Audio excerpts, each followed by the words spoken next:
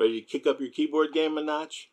With a solid aluminum case and Hotswap, the Drop control might be just the ticket.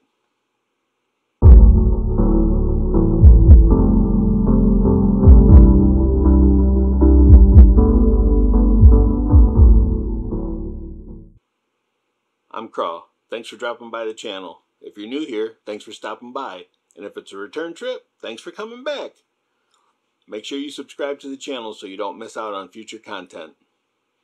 Leave me a comment so I know you're getting value out of these videos, and let me know what you'd like to see next. The Drop control is a 10 keyless board with Hotswap capability and QMK programming support, along with an online configurator at the Drop website. It retails for $200 in its pre-built form.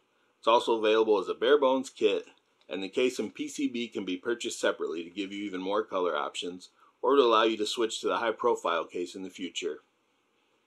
The control is available in black or space gray and can be ordered pre-built with Halo Clear, Halo True, Kiowa Box White, Kiowa Speed Silver, and Cherry MX Red or Blue switches. First things first, what's in the box? Standard fare for a keyboard with these features. Of course, there's a keyboard in the box, switch puller, keycap puller, USB cable, some magnetic feet to change the angle, and a manual. Cable is boring gray rubber, no cloth sleeve and nothing fancy. Keycap puller is pretty standard, and the switch puller should be replaced. It's pretty basic. Moving on to the case, it's absolutely solid. Literally, solid aluminum. It's got great heft and no flex. There's an RGB diffuser plate between the upper and lower case, and it's got per key RGB, and the included PBT shine through double shot keycaps show it off nicely. We'll talk more about the RGB in just a bit. This is a low profile case, so the switches are visible from the sides. There's 6 rubber pads on the bottom to keep the keyboard in place. There's also not one but 2 USB-C sockets on the back of the case. Got plenty of options to display that custom cable or use it as a USB pass-through. Since we're on the topic of that sexy cable that you're after, you already got it picked out, I'm sure. This keyboard draws a lot of power, so custom cables need to be kept to an appropriate length, coil included. I've used coil cables from Met Cables with my control and have had 0 issues. I'd surely consult with your favorite cable maker for specifics. Not only is it an all-aluminum beauty, but it's Hotswap, probably my favorite keyboard feature. Hotswap gives you the ability to go with any switches you want without the need to solder or desolder anything. This feature also makes stabilizer swaps and mods a breeze. This is a plate mount keyboard, and the PCB is set up for 3-pin switches. So if you use 5-pin switches, you'll have to clip the extra 2 pins off. Not a deal breaker, but definitely worth noting. If RGB is your thing, you've got some options. There's some pre-programmed effects and the ability to just light the switches, the diffuser, or turn it all off. I don't put my computer in standby, I just turn it off when I'm not using it, and selecting my RGB choice every time I get started was quite annoying. But I did accidentally discover while trying to get my computer to charge my wireless mouse while it was turned off, that if I set the BIOS to wake on USB, it keeps the ports powered.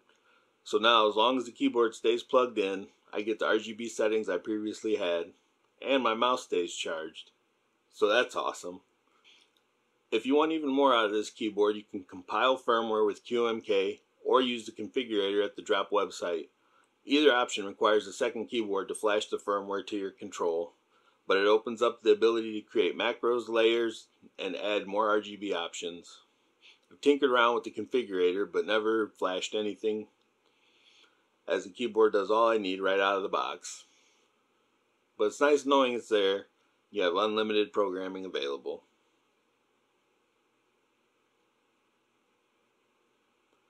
That about covers the control. This is probably my favorite keyboard. The quality of the build, the Hotswap ability, the included keycaps, and the choice of quality switches make this a winner for sure. That being said, it's not without its flaws. The stabilizers leave a lot to be desired, especially at this price point. It's also power hungry and requires caution when selecting custom cables. The diffuser plate still shows the individual LEDs, and that's kind of a bummer. It'd be nice if the light was a little bit smoother. To fully take advantage of programming on this keyboard also takes some patience, some mild coding skill, and the ability to compile your own QMK firmware. Thankfully, the Drop configurator is available to help with that. All in all, if you want a great entry point to mechanical keyboards with a quality product, this is a solid choice. It's got all the features you need to run it as is, or make it into something truly custom you can call your own. I'm Craw. Thanks for watching. Hopefully you got some value out of this. If you did, make sure you drop a like, subscribe so you don't miss future content. Also, shoot me a comment. Let me know what board you're using and what you'd like to see next. And as always, stay chill.